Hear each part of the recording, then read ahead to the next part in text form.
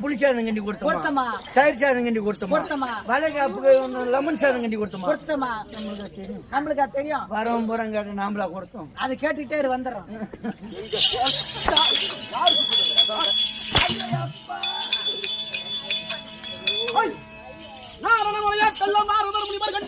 இதை நான் சொல்லணுமா? நீ சொல்லாத.